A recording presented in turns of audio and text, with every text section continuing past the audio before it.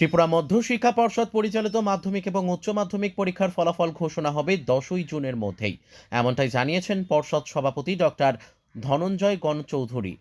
উত্তরপত্র মূল্যায়নের কাজ শুরু হবে 24শে এপ্রিল থেকে। মাধ্যমিক পরীক্ষার উত্তরপত্র মূল্যায়ন হবে 4টি কেন্দ্রে, একইভাবে উচ্চ মাধ্যমিক পরীক্ষার উত্তরপত্র মূল্যায়ন হবে 2টি কেন্দ্রে।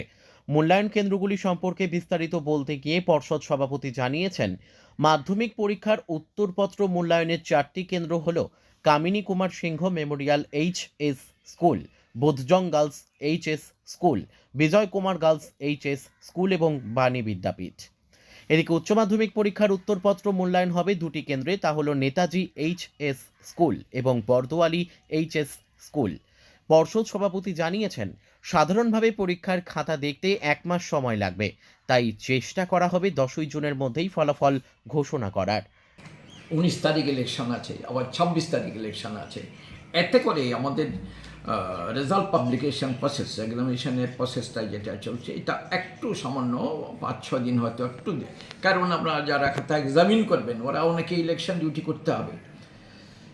এনিওয়ে, তো আমরা প্যাকেটিং কাজটা শেষ করে আমরা আপাতত এক্ষুনি যেটা ধরে নিয়েছি, 24 তারিখ থেকে 24শে এপ্রিল থেকে খাতা ইভ্যালুয়েশন, পরীক্ষার খাতা দেখা শুরু হয়ে যাবে।